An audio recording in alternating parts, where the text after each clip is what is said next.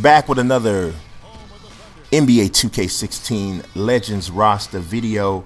And before we jump into the actual renders and all of that thing, I just want you guys to go ahead and leave a like for me. Absolutely punch that like button right now. If I can, I want to start off small, man. I would love to get 100 plus likes, and then we'll try to move it up from there. But I appreciate you guys, paying attention to this series and being patient with me. But if you do, follow me on Twitter, because even when I don't have a video, I'm always bringing, images of the legends, because I'm working on them every single day. So check out this fleet of renders and look forward to the next ones. Michael Jeffrey Jordan, the greatest basketball player to ever live. This is the old version of Mike, though. The Washington Wizards version is actually the version that people try to act like was just so bad that it was just shameful. And absolutely, it was not anywhere near the Mike that we, came to know and just appreciate as the best player that ever lived. But, I mean, at 39 years old, which is the year I'm using, which is his last year, 2002, 2003, he averaged 20 a game. He shot 44% from the field, 29% from three-point range, which is obviously not spectacular, but he's 39. Okay, he's 39 years old. 82% from the free throw line as well, and I believe there was at least a 150-point game or something to that effect. That particular season, I mean, yes, absolutely, this was not the Mike that, the Chicago Bulls Mike by any stretch, and you'll be able to tell that from the rating that I gave him. But let's not act like this was not a phenomenal season for a 39-year-old. That's what I want you to put into proper perspective. 39 years old.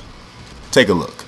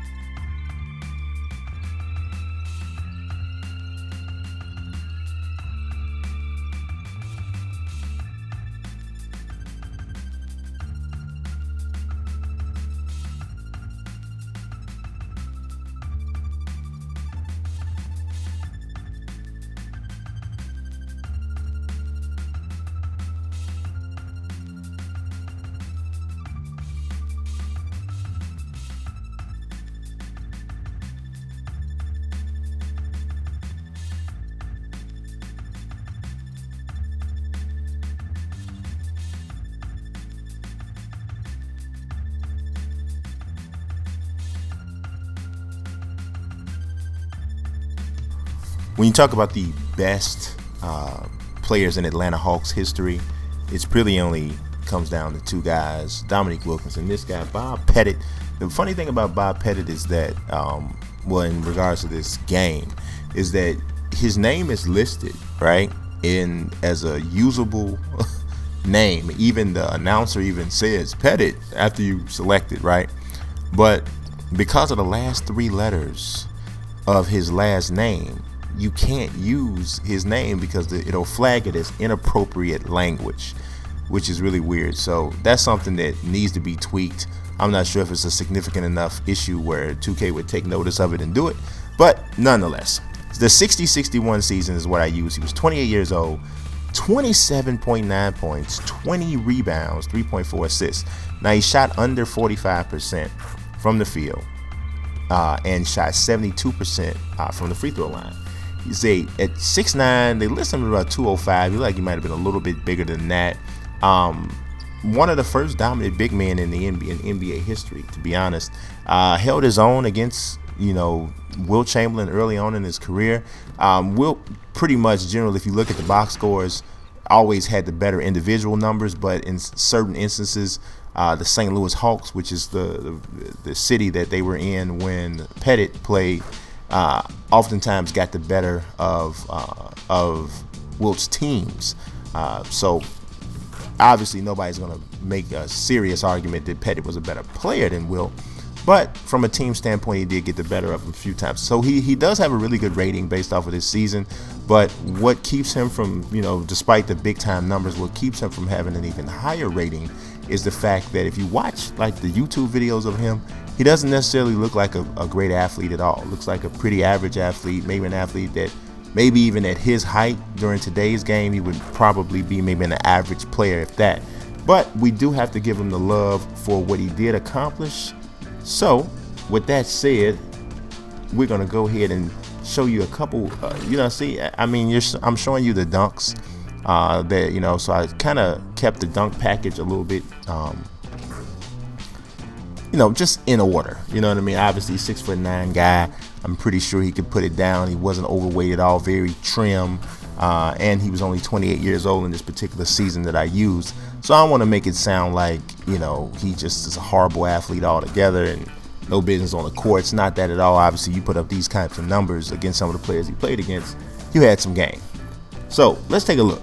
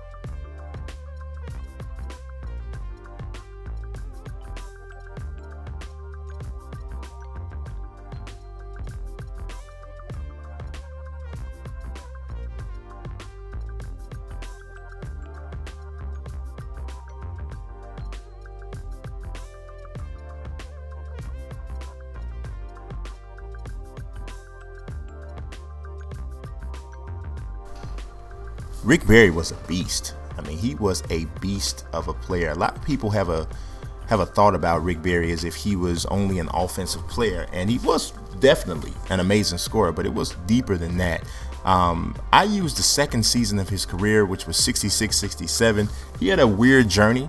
A lot of guys around that time started in the ABA and then ended up going to the NBA after that. Well, he started in the NBA, went to the ABA for 4 seasons, and then finished his career the last 8 or 9 years, I guess, in the NBA. So he went back and forth. But the year I took is he was 22 years old. This was his first stint in the NBA. He averaged 35.6 points a game. Took 28 shots, almost 29 shots a game, 45% from the field, 88% from the free throw line. One of the greatest free throw shooters of all time with the two-hand underhand scooping free throw motion, which is actually in the game, and I gave it to him. And what is it? 3.6 assists. So 35.6 points is serious, but 9.2 rebounds for a small forward is pretty significant. So a little bit more than just a scorer, obviously. I was happy with the jump shot motion I was able to give him. His face, felt like he kind of looked more like Ben Roethlisberger than Rick Barry, but there's some limitations to what you can do, especially to the nose. So that was one of the biggest issues. But nonetheless, I do think that as far as on the court, this is a pretty accurate representation. He can fill it up. I had a game with Junior, and Junior was draining shots with Rick Barry. It was a problem. So with that said, let's check it out.